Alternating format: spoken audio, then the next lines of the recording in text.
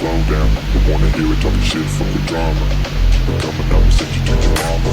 Used to whip, never gun down. Dropping bodies in the place till the sun's out. Can't fucking miss a bullet to ride. But when the bullets fly, I'm the last one to die.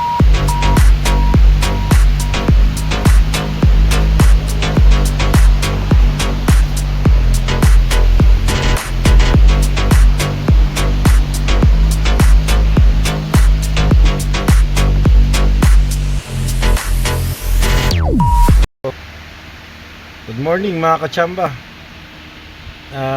Welcome po sa another vlog na naman natin. Mazda po na Sky Active engine 2017 model. May aircon leak na naman po. So ang ginawa ko po rito, visual inspection dun sa mga hose, sa compressor, sa condenser, basta related po dun sa aircon system niya, no. Ngayon po, ang natapos ko na po yun doon, hindi ko na po nilagyan ng ng pressure yung system. Ang ginawa ko, sinorkat ko na mga kachamba, diba? Kasi dyan tayo magaling chumamba. So eto na po yung ginawa ko, gamit po ng endoscope na naman, yung camera. Alam na naman natin to mga kachamba. So gamit po talaga ito. Ito po yung camera niya, may kasamang ilaw na, sabay camera na rin. So pakita ko po sa inyo kung paano yung shortcut na sinabi ko. So ganito mga kachamba, pesto ko lang dito yung camera. Yan. Ngayon mga kachamba, ito yung endoscope natin. Yan. Papasok natin dito sa loob, no? Pasok dito sa loob. Pasok natin sa loob. Makikita po natin yan. Yan. Ito mga kachamba. Ilipat ko yung camera para makita nyo.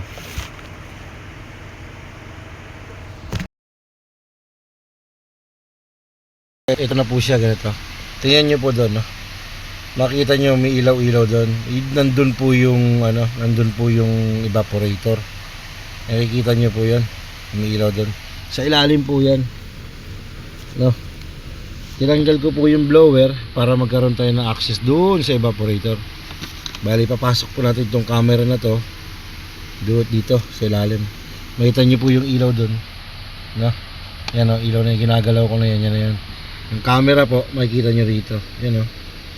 So, ito po yung evaporator. Basta ayan o, pinapasok ko na po. Andahan, yun. Ayan o.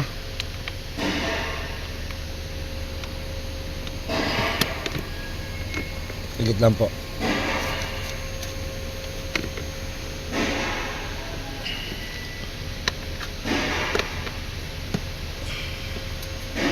So ayan siya mga kachamba. Ayan o. Nakikita nyo yung tagas niya, diba? Nagkukulay itim, no? Yun yung evaporator, yung bandang taas. Itong bandang taas niya na to, makinis. Yung isa sa baba, yan po yung sinasabi kong tagas, no? So napakadali po na mag troubleshoot o mag diagnose pag meron tayong endoscope. So samahan nyo ako mga kachamba. Pakita ko sa inyo kung paano baklasin itong dashboard ng Mazda 2017 model Sky Active engine.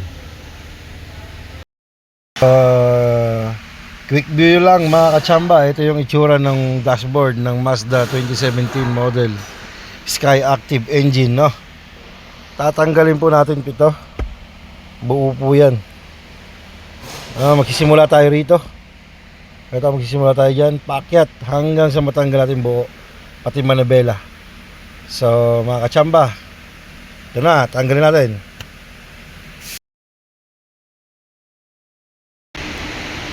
So ayan, tanggal na mga kachamba yung dashboard ng Mazda Sky Active. So dito po mayroong turo ko lang po kung saan po yung mga tatanggalin. May dalawang tornilyo dito, magkabilaan po. Tanggal po yung heater core, yung linya ng hot and cold ng aircon. Tapos po tanggal din yung cowl dun sa labas sa wiper. Tanggal din yun, merong dalawang tornilyo dun na nasa may wiper cowl. Tanggal din po yan, gis lang po yun. Tapos simple lang po itong Mazda tanggalin mga katsamba. Tanggal po yung manibela buo, nakahiga lang po. Huwag natin bunutin dun sa may shafting niya para hindi na mag-align yung customer. Siguraduhin lang natin na nakalock yung manibela mga katsamba. Tapos tatlong wire doon na malalaki, magkabilang gilid sa sa radyo, magkabilang gilid po yun, may mga wire. Tapos yung yung pinaka dashboard, isandal lang natin, isandal lang pabalik dito sa may upuan, no mga katsamba. Sandal lang po natin siya. Tapos mga katsamba, ito na yung yung evaporator housing. Meron po siyang, tanggalin lang po natin yung plastic, paghiwalayin natin doon sa may niya, sa may itong side na to, paghiwalayin lang natin. So ito yung leak, ito yung evaporator, ito po yung leak niya mga katsamba, nakikita nyo naman. Tapos puro dumi na. Ito po sigurado matagal bago magpalit ng filter mga katsamba. So yung may mga may-ari sa sakyan, para tumagal pa yung evaporator nyo na hindi magkaganyan, galiin nyo po na magpalit ng aircon filter. So ito po yung expansion valve nya, thermistor. Sa pagbabalik nito mga katsamba, bibilangin mo lang kung ilan to, balik mo lang, gayahin mo sa kabila, tapos balik mo lang kung gaano kataas yung heater core mga katsamba. Yun po ang heater core nya para mapunta gas. Ito po yung blower fan controller nya mga katsamba, no? Yan po yung blower fan controller. Tapos ayun po yung pamalit mga katsamba, bago.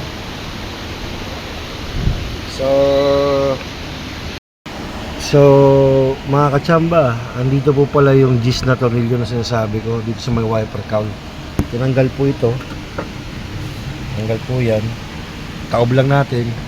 May gis po yan dito mga katsamba, yan gis na yan. Tapos yung gis doon, yung gis na yan, yan gis. Tanggalin po natin yan. Tapos dito po nakapesto yung linya ng heater cooler tsaka ng expansion valve. So bago po yun, bago nyo tanggalin, siguraduhin nyo po na walang laman yung, kumbaga na pasingaw nyo na yung AC system. So mga katsamba, ito na yun, yung makina niya Sky Active. Bili lang po kayo ng ng ganito mga katsamba. Yung 134A na Freon. Tapos gauge. Maganda po yung niya, maganda po yung reading. Ngayon po, pagka magdagdag kayo ng ng Freon mga katsamba, huwag yung bigla, dahan-dahanin nyo lang. Kargahan nyo ng konti, sunod konti, mga G's muna o kaya 20, gano'n. Gawin yung dalawang beses na dagdag. Pag abot ng G's, ito kulay blue, pag abot ng G's o kaya 20, patayin nyo. Tapos obserba nyo mga katsamba kung mag-automatic ba yung pan o hindi. Itong pan dito, yung pan nya, obserbahan nyo kung mag-automatic, no? Pagka hindi pa nag-automatic, dagdagan nyo ulit hanggang sa umabot sa 35, no? Yan, tapos ito mga 200 mahigit. Okay na po yan mga kachamba, okay lang yun. Ito 35 gano'n. Yung iba naman sasakyan 25, 25 lang. So okay din po yun. Depende po kasi sa gaano kalaki yung compressor, no? Itong Mazda pala mga kachamba, makikita nyo yan. Lahat ng sasakyan meron nito mga kachamba. Yung timbang ng ano niya, ng Freon, kung gaano karami, 0.490. So almost kalahating kilo mga kachamba, no? Importante po ito mga kachamba, kailangan masunod po yan, no? Ito pong sa akin, wala pong kung ilang kilo. Kung matitimbang natin, pwede nating timbangin. Ito po tinitimbang. May timbangan na maliit, doon nyo po may eksakto kung gaano ba siya kadami yung kinarga ko, no, yung kakarga niya. Tapos yung langis po niya ng compressor, ito po, no? Huwag po kayo magkakarga ng ibang langis, no? Kargahin nyo po yung para sa kanya, no? Kung wala naman po, kung no choice kayo, pwede rin kayo magkarga. Pero mas maganda kung langis talaga niya, no? Ito po yung ginagamit ko dyan, compressor ng ano, ng ng aircon na window, o yung stand, yung nakatayong ganyan yan, mga kachamba. Ito po ginagamit ko. Pwede rin naman to mga kachamba. O yung motor ng yung motor ng rep, pwede rin yun. Kasi mga kachamba, meron kami, kaso sira na, no? Dito mas maganda gamitin ito kasi talagang sakto kung gaano ka rami yung Freon na dapat na nasa kanya.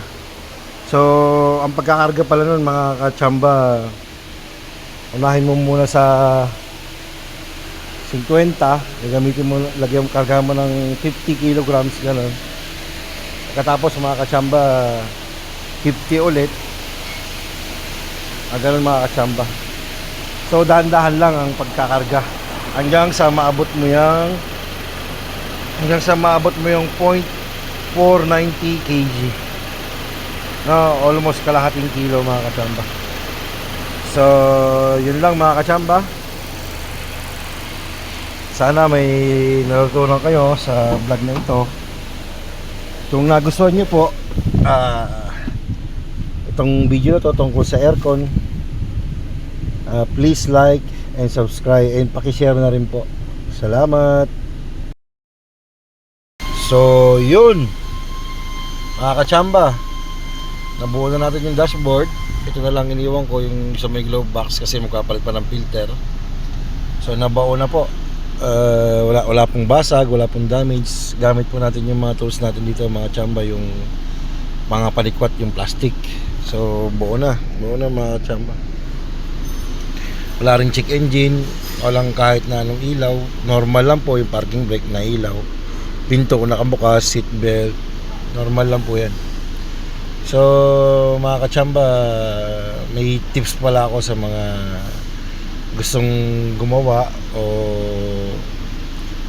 mag DIY ng aircon. Kaya po na i-DIY yan kahit na yung may-ari lang ng sasakyan mag-aircon, basta bumili na ng tamang tools. So ito po.